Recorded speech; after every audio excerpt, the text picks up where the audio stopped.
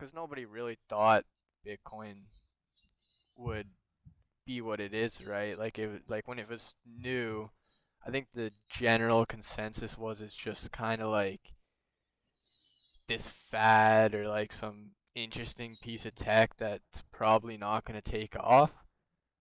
But like to say the least, it's definitely exceeded most people's expectations. So kind of what I meant by that is like how does Bitcoin like how Bitcoin proves anything is possible. Like it started off as like this nothing pretty much, like pennies for a Bitcoin. Nobody thought I'd imagine it would be in the thousands of dollars, let alone hundreds.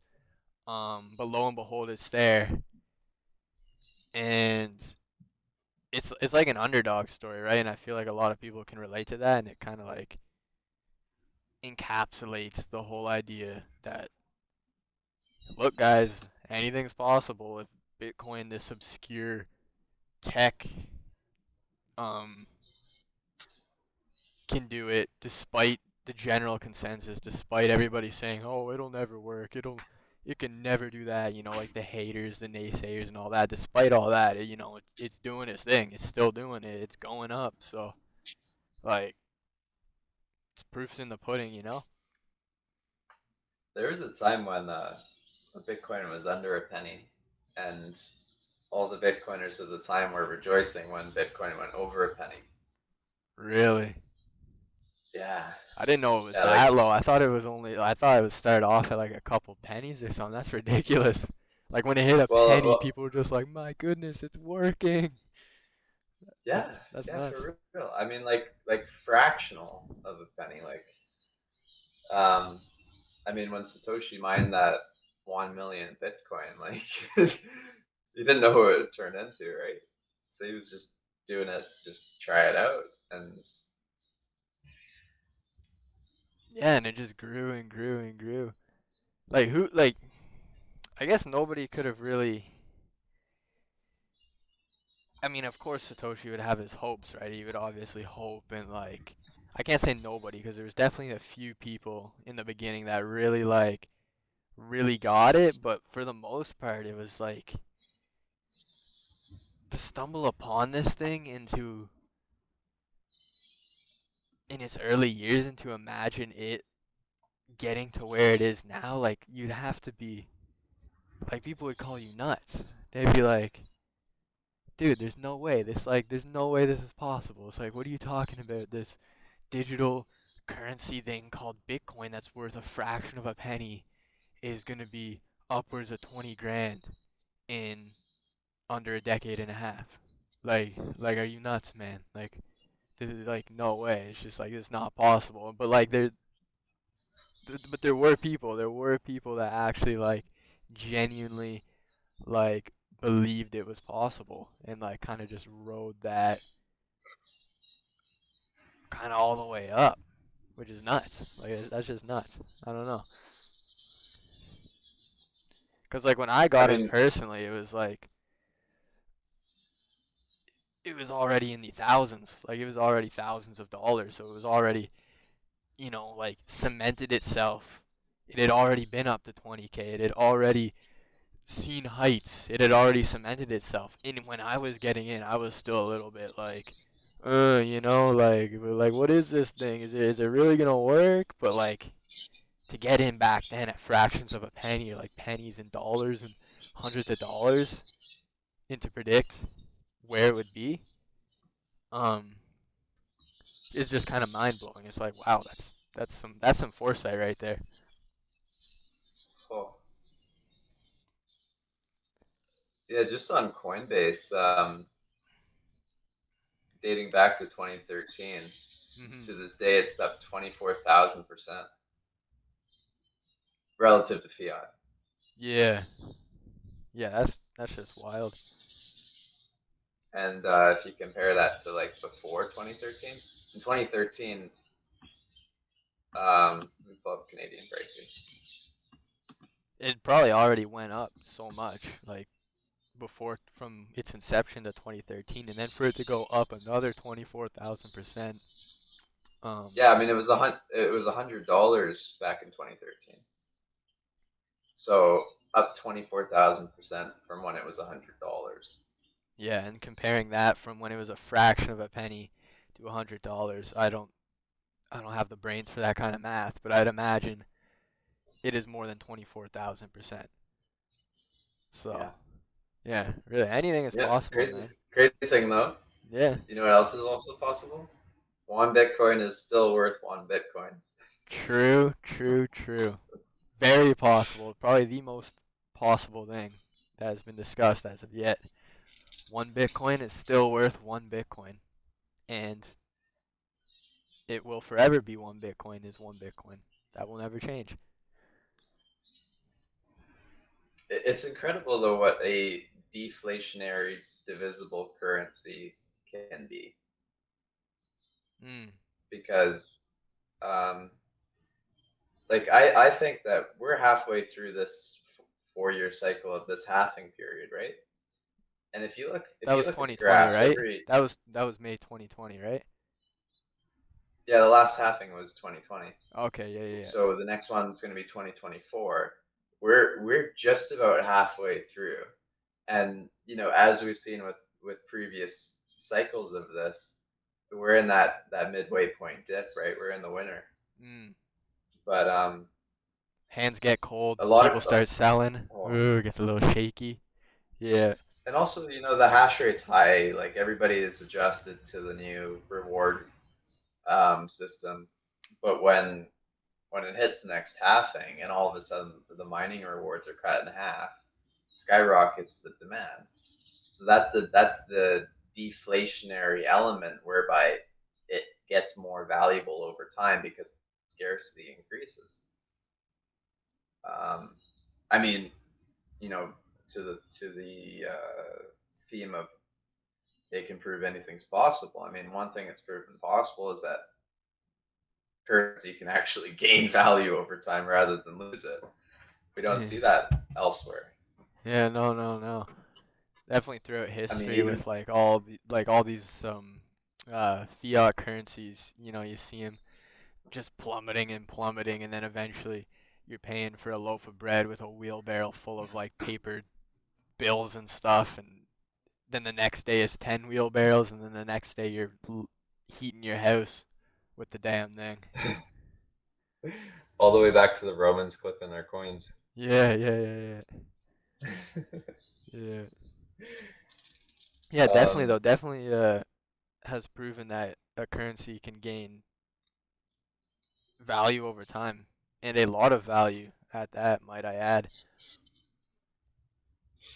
I think the only way to accurately demonstrate that though is not pinning it to fiat. Mhm. Like a lot of the times we talk value of Bitcoin in terms of dollars, Mhm. um, but I think what we need to do to actually get an accurate idea of whether or not it's gaining value over time is to compare it to bullion because you know the same as one Bitcoin is always worth one Bitcoin. Well, 1 ounce of silver is always worth 1 ounce of silver, and 1 ounce of gold is always worth 1 ounce of gold. Mm. Those are our stable stores of value. Yeah, yeah. Kind of compare it to something stable, not to something that's just losing value, because that's kind of cheating, If you're comparing like something that's its own thing to another thing that's just constantly going down, well, it's like obviously that thing is gonna look a lot better than that piece of whatever the heck that's shooting for the poop shoot. But comparing it to something that's like, yeah, actually stable, like you said, bullion and silver, that's like a real competitor or a real gauge of its truer value. I get you. Yeah, I think there's great compatibility between the two, especially at this time, because we're in the early stages of Bitcoin still, and we're going to be for um, a fair while longer. Yeah. And a part of that is volatility, right? Mm. Um, because the velocity is not increasing enough to flatten out The where it's demand. at. Yeah. Yeah. or how fast the currency is moving. Like what provided stability for the U.S. dollar for so long was the fact that everyone was forced at gunpoint to um, buy and sell oil with the dollar, Mm. and then a bunch of other like basically debt scams on their own people, like with the student loan bubble and all that. Mm-hmm. Yeah, Bitcoin's Um, kind of like in its own um realm. It's not really pegged or like nobody's forced to use it. So it's definitely, yeah, like you said, very volatile, and it's gonna take a lot of adoption per se to catch up to Bitcoin's like the at the rate that it's shooting out. Like it's gonna take a lot of adoption to catch up to its more stable value. Like more people kind of need to chip in and like get in and bolster it up so that it's not in this like up and down, up and down, up and down, and kind of just hold it up there and let it just kind of ride more smoothly, as you'd say. and I think that maybe all this volatility is in part caused by speculators because um, lots of people are buying Bitcoin because they plan to sell the Bitcoin once it's Mm, worth more fiat, right? So they're hodl gang. missing really the whole point. Treating it like a stock exchange, right? Yeah, yeah, yeah. Um, but like if we were to think more so of okay, it doesn't matter how much Bitcoin is worth. It's worth this much on the day, and on this day, I need to purchase this using Bitcoin. So I'll buy it on the day, and then I'll use it for that exchange on the day. Okay, well you've risked absolutely nothing, and you've helped Bitcoin double fold because not only did you create a transaction when you purchased it, then you created a transaction when you used it to buy something. Yeah, yeah, But exactly. when someone just buys a ton of Bitcoin, okay, they create one purchase transaction and they sit on it And then and they don't use it for anything. waiting to sell it is just to like turn it into a Lamborghini or like turn it into a house or something is just sure you bolster Bitcoin up for the meantime, but then once people put in their hard work, are making transactions, um, putting in their money, pushing Bitcoin up, and then once, Bitcoin's reached that like Lamborghini price or something, and then you pull out your Bitcoin to buy a Lamborghini, well, like all that hard work, you're taking away from all the hard work of the people that helped you that helped push Bitcoin up that high. And then imagine all like you got like 10,000 people doing that. That's a lot of like hard work just flushed down the drain for some Lamborghinis and stuff. unless Unfortunately. you purchase the Lamborghini with your Bitcoin. Mm, In mm. which case, you've done it perfectly for the cause, right? A lot of people Don't do that. see the don't see the mission, right? They see the opportunity, Mm. and not faulting, but like what we're seeing in China right now, we've just seen the government crack down and ban Bitcoin miners, right? Oh, really? I did not know that.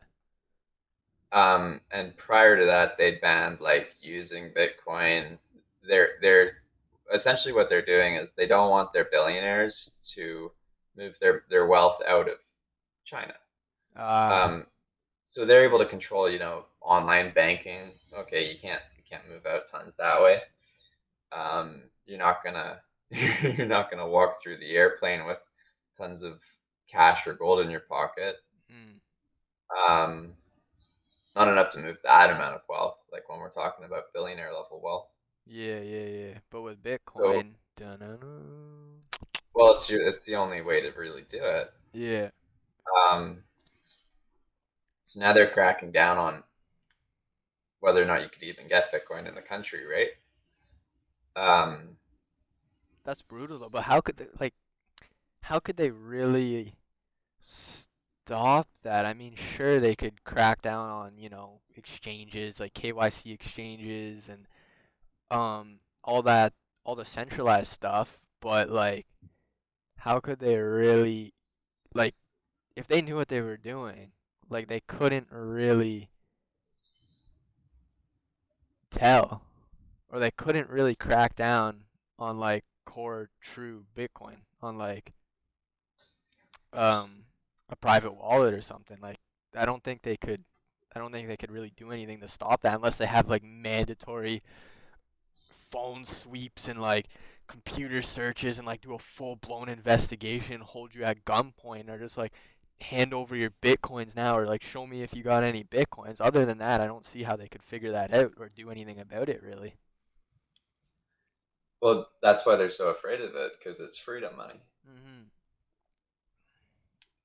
But if you can scare people, oh, it's really just that cosmic question. Really, is it freedom or is it fear? Which do you choose? Because Yeah, if you're fearful of those that want to take your freedom from you or impose their will upon you, well, you choose the fear route.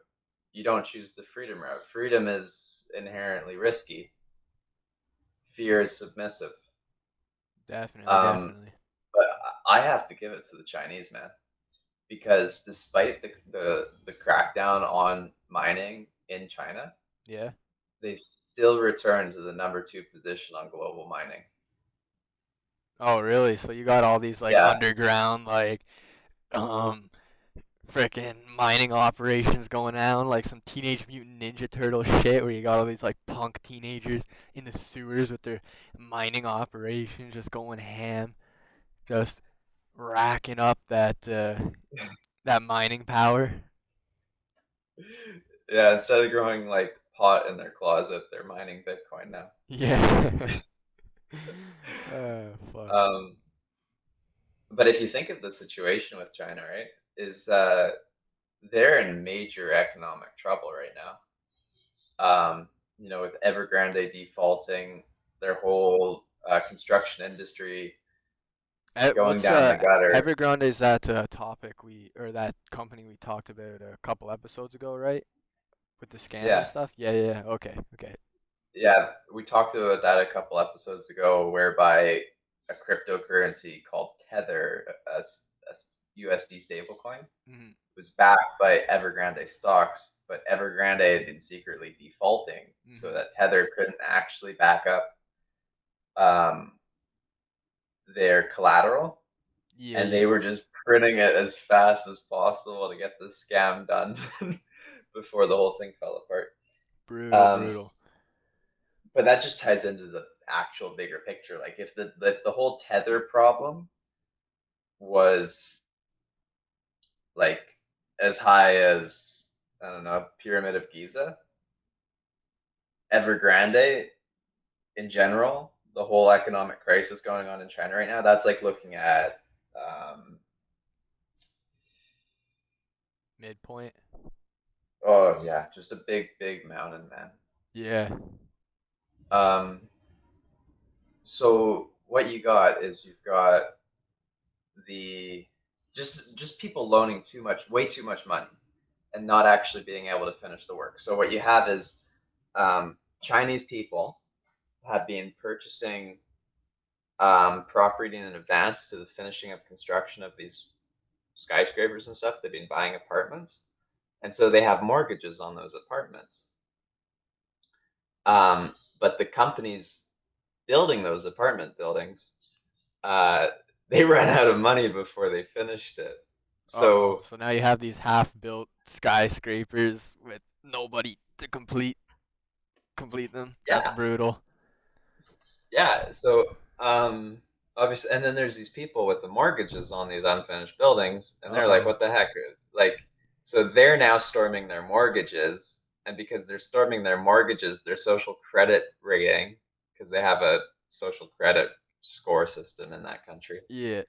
is going down. So those people in the future won't be able to borrow money to buy a house or freaking travel or Oh man. go to the And restaurant. then you I don't have know. people that were invested in the projects, and then you had the people that were like prospecting to move in and stuff. That's a greasy situation. That is. and That's gross. these construction businesses can't pay off their loans Oh until man, and they all the finish the workers building. too. Like you have all the workers that would have been working on these skyscrapers and stuff just out of a job just like that, or like gotta move on somewhere. That's yeah, that stinks. And that is just the tip of the iceberg, Yeah. because if you think of all of the manufacturing that Oh yeah, yeah, supports yeah. The the concrete, the construction industry, steel. Yeah. the electrical components, Man. freaking tiles, the whole lot. So so the country right now is economically going down the gutter. At the same time, I mean, our Western nations are falling apart. So um, not much not much is going to continue long term with the Makahaya slave made products from China being exported to America and Canada, etc. Mm, mm. So big mess. Communist Party, authoritative. Billionaires want to move their money out of China, but the They won't let Chinese them. Yeah. Communist Party, oh, they don't want you don't let your rich people move their money out of your country. You need that invested, Mm. right here. But Um, luckily, there is something called Bitcoin. Bitcoin, proving that it's possible to escape a communist regime's economic societal collapse. Boom. And that is how And Bitcoin proves anything is possible, baby. that's but but obviously they're gonna have their challenges because the Communist Party are cracking down on it. So they're gonna try to make people too fearful to do it. But Mm, as we've explored with, it still is second highest hash rate country in the world. mm. So people are People are looking clearly for choosing freedom over fear. amen. Peace.